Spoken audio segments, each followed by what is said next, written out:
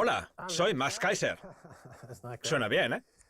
En fin, es hora de descubrir qué está pasando en este gran mundo en el que vivimos. Vamos a ver qué nos cuenta Stacy. Hola, antes de nada me gustaría decir que nos vamos de vacaciones, así que no tardaremos mucho en emitir nuestros especiales de soluciones veraniegas, que estamos planificándolos ahora y que tienen muy buena pinta.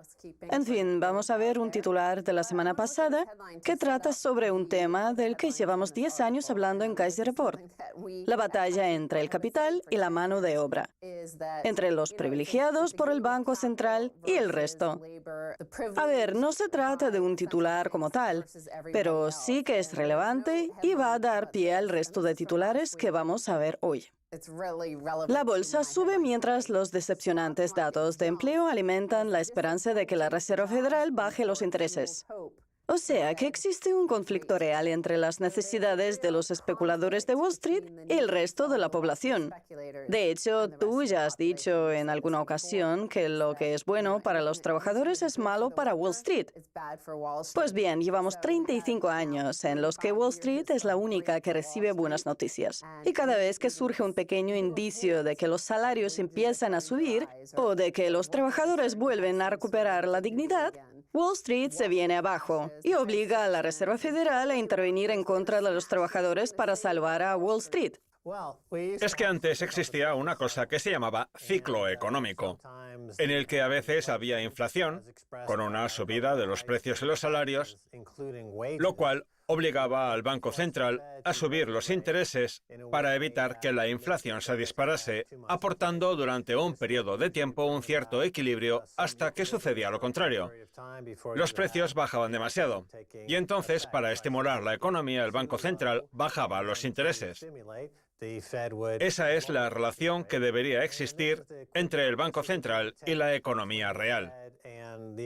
Lo que pasa es que, con la llegada de la desregulación de Reagan y Thatcher en los años 80, la Reserva Federal se hizo con el control de la situación, con el único objetivo de exprimir a los trabajadores y expulsarlos de la economía mundial, haciendo que desde entonces los salarios no hayan subido en términos reales, al contrario que la bolsa, que no ha dejado de hacerlo.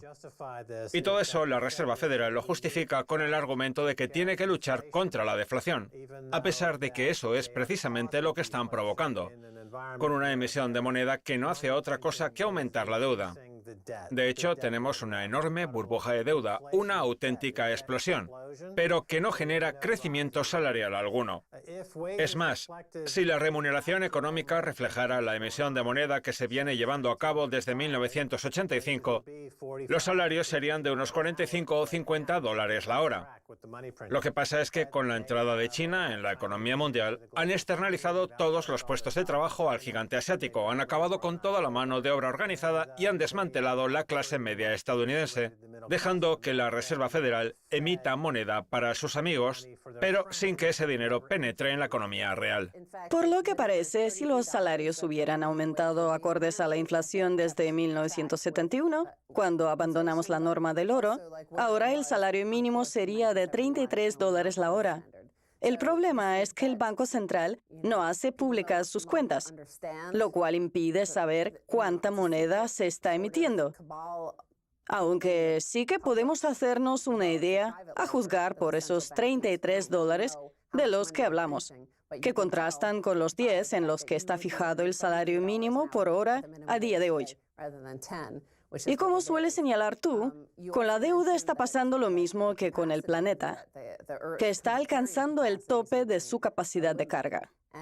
Pues bien, vamos a ver una interesante noticia que hace referencia a la batalla que está librándose este mes entre un señor chino y una señora francesa por presidir la Organización de las Naciones Unidas para la Alimentación y la Agricultura, la FAO.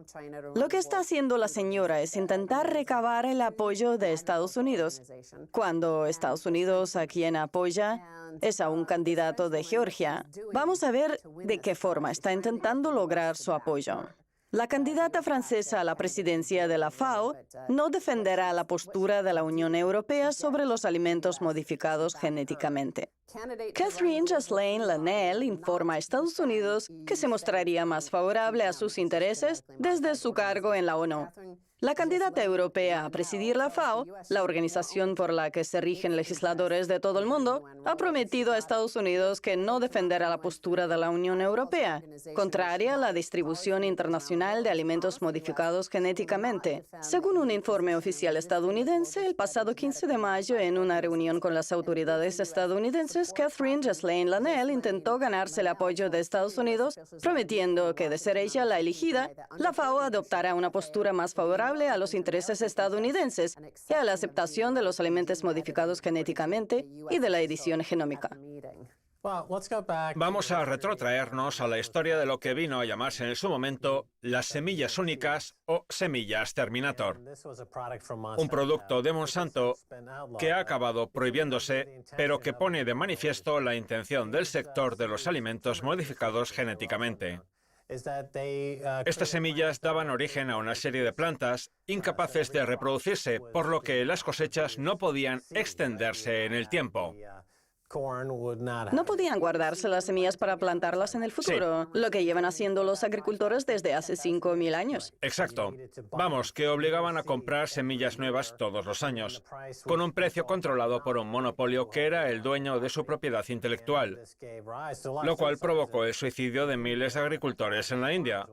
De modo que las intenciones del sector están bien claritas: convertir a los alimentos en propiedad intelectual, de forma que tengan que atenerse a sus normas y derechos, generando a su vez una serie de monopolios y de precios monopolistas que, en caso de hacerse realidad, podrían acabar con el ser humano como especie, porque nos obligarían a pagar $500.000 por llevarnos algo a la boca o bien morir de hambre. Pues eso lo que demuestra es que los únicos sectores protegidos en Estados Unidos son el de las finanzas, en ciudades como Nueva York, Boston o Hartford, donde se encuentran radicadas también las principales compañías de seguros, el complejo militar industrial, con un Washington que ostenta una posición monopolista respecto a la violencia y la fuerza en todo el mundo, y la propiedad intelectual, principalmente en Los Ángeles, a través de las películas de Hollywood, en Silicon Valley, a través del software de Internet y en Seattle. Pues bien, es precisamente en esas ciudades donde existen las mayores burbujas inmobiliarias, las mayores barreras de acceso al sistema feudal. Y aunque es cierto que lo de los alimentos modificados genéticamente tiene que ver con la propiedad intelectual, a mí también me recuerda a lo ocurrido con los Boeing 737 MAX, cuando el propio fabricante era el que determinaba si los aviones eran seguros o no. E incluso para ahorrarse dinero a la hora de rediseñar las alas o el fuselaje, se limitaron a cambiar el software. El caso es que en su intento por convertirse en presidenta de la FAO, Catherine Ghislaine Lanel se reunió con Ted McKinney, miembro del gobierno estadounidense y designado por Donald Trump, quien ha hecho las siguientes declaraciones. Nos preocupan los esfuerzos de Europa por prohibir el glifosato y restringir el uso de herbicidas. El glifosato es un herbicida comercializado con el nombre de Roundup, un producto que actualmente se encuentra libre de patentes, por lo que pueden fabricarlo otras empresas aparte de Monsanto, que ahora es propiedad de la europea. Bayer. Pues bien, vamos a ver ahora un titular de Bloomberg sobre el glifosato. Los riesgos del Roundup podrían ir mucho más allá del cáncer. Siguen surgiendo pruebas que demuestran el peligro de este herbicida barato para las funciones biológicas y el medio ambiente. ¿Por qué los organismos reguladores estadounidenses no las tienen en cuenta? Pese a que la Organización Mundial de la Salud ha llegado a la conclusión de que el glifosato es probablemente cancerígeno, la Agencia de Protección Medioambiental de Estados Unidos y la Autoridad Europea de Seguridad Alimentaria se niegan a hacer lo propio, basándose en la información de investigadores ligados al sector y estudios que no se han hecho públicos ni han sido revisados por otros profesionales. Vamos, que esto no es más que otro ejemplo de cómo buscar el beneficio económico a toda costa, incluso si hay que socializar el riesgo entre la población. Mientras la élite, los miembros de las multinacionales y Wall Street, no incurren riesgo alguno, recibiendo dinero gratuito y beneficiándose de una serie de derechos asociados a la propiedad intelectual, sin que importe el costo para la ciudadanía. De allí que Bloomberg se pregunte por la inacción de los organismos reguladores. Igual que las compañías tabaqueras eran conscientes del riesgo de cáncer y que el sector energético era consciente del deterioro medioambiental que estaba provocando, las empresas dedicadas a la producción de alimentos modificados genéticamente son perfectamente conscientes de los riesgos del glifosato y de su carácter cancerígeno. Mira, si los organismos reguladores se dedicaran realmente a regular y no estuvieran a sueldo de las grandes empresas, comprados y pagados por ellas, nos evitaríamos que esas grandes empresas hicieran lo que les viene en gana sin rendir cuentas a nadie, que es lo que hacen a día de hoy. Y una situación así puede hacer que la economía estadounidense acabe desembocando en una especie de culto al suicidio propio de Jim Jones. Antes parece que solo nos interesaban los resultados trimestrales. Ahora lo que nos interesan son los resultados de las operaciones en el día, cuánto han subido los mercados en la última jornada. De hecho, pretendemos que todos los días suban el 1 o el 2%, en lugar de tener en cuenta la complejidad de la situación a largo plazo. Hace 10 años, los mercados estaban en caída libre. De allí que la Reserva Federal pusiera en marcha todas esas medidas poco convencionales, que ahora se han convertido en convencionales, consistentes en la inyección de dinero en la adquisición de una gran cantidad de deuda tóxica. Y ahora, 10 años después, nos encontramos con movimientos como el de los chalecos amarillos, el Brexit o la llegada al poder de Trump. Las consecuencias de esas medidas. Con esto sucede lo mismo. Los fabricantes de glifosato, que ahora son muchos en todo el mundo, después de que la patente de Monsanto caducara en el 2000, sostienen que es una sustancia inocua para el ser humano, los animales y todas las especies no vegetales, argumentando que lo que hace es inhibir una ruta bioquímica necesaria para el crecimiento de las plantas, pero innecesaria para los animales, lo cual a primera vista es convincente. Ahora bien, aunque el glifosato no mate de hambre a los animales, como sí hace con las plantas, las sustancias químicas pueden afectar a los organismos de muchos modos. De hecho, la noticia de Bloomberg se hace eco de toda una serie de estudios nuevos que demuestran que el glifosato provoca en los animales deformidades y defectos de nacimiento al cabo de 2 o 3 generaciones. No al cabo de la primera, ni en los individuos expuestos a esta sustancia, sino en los que vienen después. Se trata de una monetización de la psicosis. Son unos psicóticos, unos asesinos en serie. Ya no hay tiempo para complejidades. Ahora todo es simple. Uno pone las noticias y escucha tonterías del tipo fulanito es malo, es un completo idiota. Vamos, que esa es la comprensión que tenemos de la política a día de hoy. Igual que la economía actual se basa en la emisión de moneda, en el caso de la alimentación lo único que nos preocupa es abaratarla, aunque sea a costa de arrojar basura al medio ambiente. Pues sigamos envenenándonos. En fin, les esperamos a la vuelta de la pausa con mucho más. No se beban todo el veneno, dejen un poco para los niños.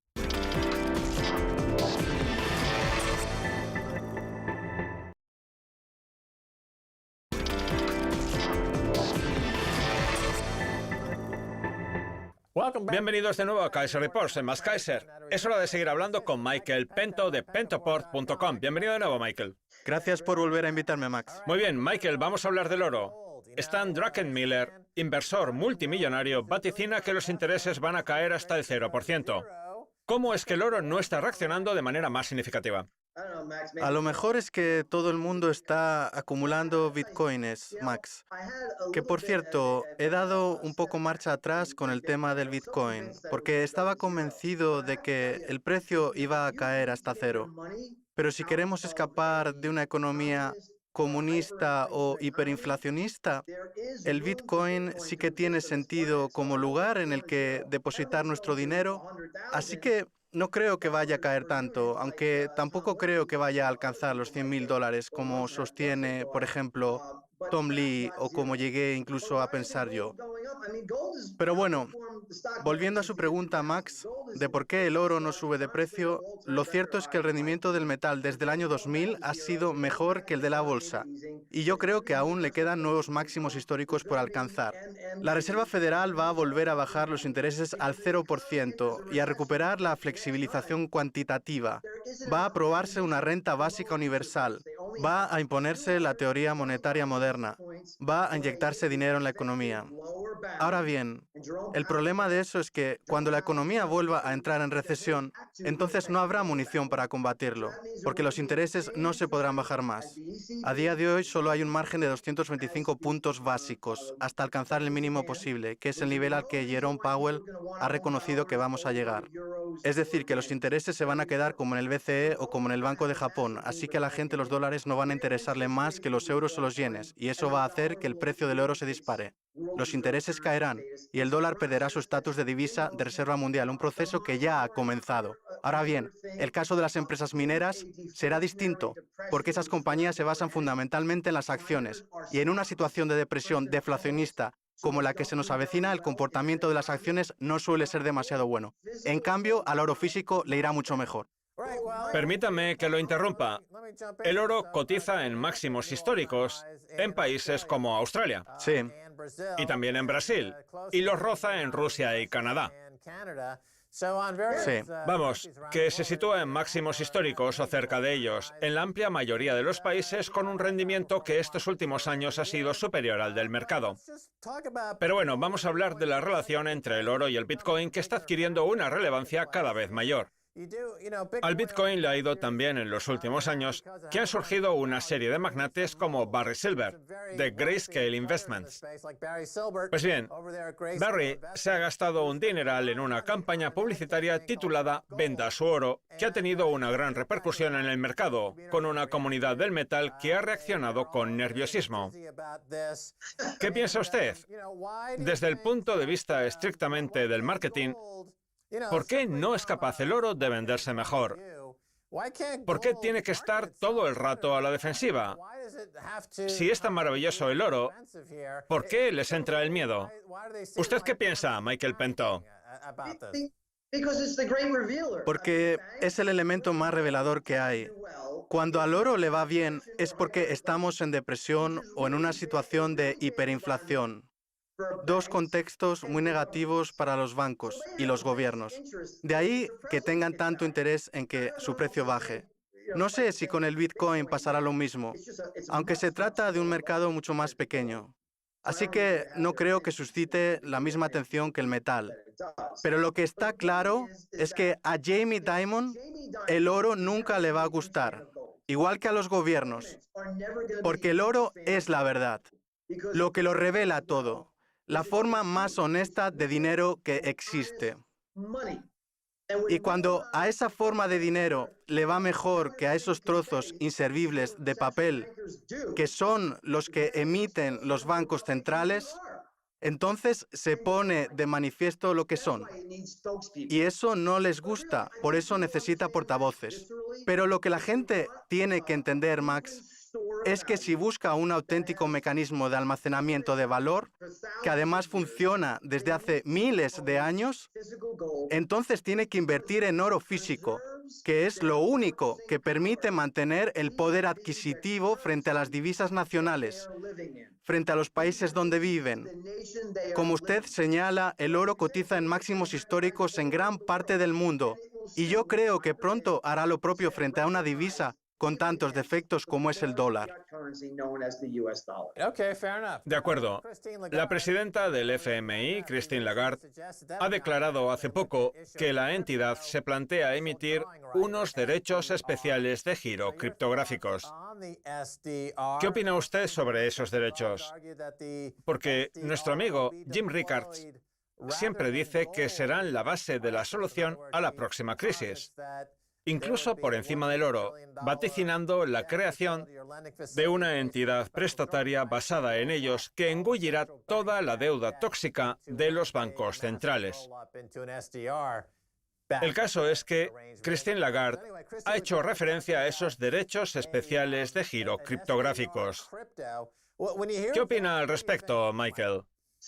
En primer lugar, yo creo que se trata de una gran estafa, de una gran farsa.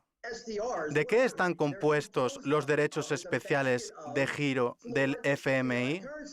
Pues de una cesta de divisas fiat, que ya sabemos los problemas que presentan. Por tanto, si a mí ya no me queda fe en el dólar como divisa de reserva mundial, si creo que el euro va a desaparecer y si el yen me parece el trozo de papel más inservible que existe, entonces ¿qué sentido tiene meterlas a todas en la misma cesta? ¿Acaso por eso van a tener más valor? ¿Solo porque Christine Lagarde y el FMI digan que lo tienen? Eso no me ayuda a nada a recuperar la fe en las divisas fiat. Y si quiere crear una criptodivisa que pueda utilizarse a nivel mundial, ¿por qué no apoyarla en el oro, cuya oferta está limitada por Dios y por la naturaleza? Y no por una serie de alquimistas digitales, como me gusta llamarlos a mí. En el mundo hay miles de criptodivisas y todas ellas con la misma función: crear un registro autónomo, descentralizado y anónimo. A lo largo de la historia, Todas hacen lo mismo. ha habido miles de activos físicos que han tenido la consideración de mecanismo de almacenamiento de valor, como conchas, obras de arte, cobre, plata, etc. Y el oro es el que predomina por encima de todos ellos desde hace más de 1000 años. Pues bien, del mismo modo, también existen multitud de divisas y activos digitales, con un Bitcoin que está erigiéndose por encima del resto y que es posible que alcance los $100.000, mientras que a las otras les pasará como a los cauris, acabarán por desaparecer. Lo que pasa es que los derechos especiales de giro y las divisas fiat cuentan con un factor diferenciador: la coacción de los gobiernos. De hecho, el propio Paul Krugman del New York Times ha reconocido que el dólar se apoya en las armas, en la violencia. Y aunque el oro ha demostrado ser un buen mecanismo de almacenamiento de valor a lo largo de los siglos, los miembros de la generación del milenio y de la generación Z no lo consideran como tal, sino que esa capacidad, contrariamente a usted, se la atribuyen al Bitcoin. A ver, dígame, ¿por qué no es capaz usted de vender el oro mejor? De centrar la atención de la gente en él en lugar de en las criptodivisas. No me gustaría. Porque hay un sinfín de pruebas que hacen pensar que ambos son equivalentes. A ver, yo no pretendo venderle las bondades del oro. De hecho, tampoco me importaría que siguiera tan bajo unos cuantos trimestres más, porque así podría comprar más y encima a un gran precio. Mire, el oro se vende solo. Es un activo precioso, muy escaso y prácticamente indestructible. Si hubiera algún elemento nuevo que se creara de forma diaria y que compartiera esas mismas características, entonces es evidente que el precio del oro se desplomaría. En cambio, el caso de las criptodivisas como el Bitcoin, lo que tienen los usuarios no es más que una clave privada compuesta por 64 cifras y letras digitales, que es algo que a mí no es que me vuelva loco precisamente. A lo mejor algún día a mi hijo sí, aunque de momento tampoco. Tiene 15 años y no le interesan esas cosas. Y en lo que respecta a los miembros de la generación del milenio, ¿en qué prefieren confiar? ¿En algo físico y tangible como el oro que no necesita ningún tipo de marketing? ¿O en un activo como el Bitcoin que no es más que una forma de alquimia electrónica? Max, no me va a convencer jamás. Ya lo sé, pero tiene que ser consciente de que ya hay 2 generaciones enteras que han nacido con Internet y que están súper a gusto con los activos digitales y la realidad virtual. Ese es el nuevo mundo al que está migrando la gente. Sí. Que usted no se encuentre cómodo con ello no significa nada. Yo también he tenido que aprender muchas cosas, porque nací a mediados del siglo pasado y, en fin, soy mayor. Mire, a mi hijo lo que le gustan son los eventos deportivos virtuales. Ver cómo otros usuarios utilizan los dedos y el teclado para jugar, que es algo a lo que tampoco le veo demasiado sentido. Aunque a lo mejor el problema lo tengo yo, que estoy desfasado. A lo mejor eso es lo que me pasa, que tengo 55 años, casi 56, y soy un viejo desfasado. Pues a lo mejor dentro de poco a su hijo le interesa apostar por esos equipos digitales y la única forma de hacerlo es con activos criptográficos. Vamos, que usted mismo está sacando a relucir otra de las ventajas de las criptodivisas frente al oro, que resulta muy costoso y difícil de mover. A lo mejor ese enfrentamiento lo están fomentando los gobiernos, pero ¿por qué tiene que competir el oro con las criptodivisas? ¿Pueden coexistir el oro y el Bitcoin? Ahora bien, imagínese que una persona quiere sobornar a un guardia fronterizo. Lo suyo es que intente cruzar la frontera con un trozo de oro en el bolsillo, no con una computadora portátil. Se lo imagina diciendo, en el disco duro de esta computadora hay una clave privada. Ya verá qué bien le viene en el futuro. Pero insisto, ambos pueden coexistir. Por ejemplo, si una persona quiere sacar su dinero de China, donde existe una auténtica pirámide de deuda, me refiero a nivel del Estado, no de los ciudadanos, y donde lo único que puede hacerse para perpetuar el mito de la solvencia es seguir emitiendo deuda, como ha ocurrido estos últimos días, viéndolo con el argumento de que esa deuda es para que los gobiernos cantonales puedan construir infraestructuras. Entonces, el Bitcoin es una herramienta estupenda para dejar atrás el yuan y no tener el dinero bajo la atenta mirada del gobierno. Y eso no significa que el oro haya perdido su utilidad. Bien dicho. En fin, tenemos que dejarlo aquí, ya seguiremos hablando otro día. Gracias por haber estado en Kaiser Report, Michael. Gracias, Max. Muy bien, esto es todo por hoy en Kaiser Report. Somos más Kaisers desde Harvard. Quiero dar las gracias a nuestro invitado Michael Pento de pentoport.com. Si quieren contactar con nosotros, escríbanos un tweet a Kaiser Report. Hasta la próxima. Adiós.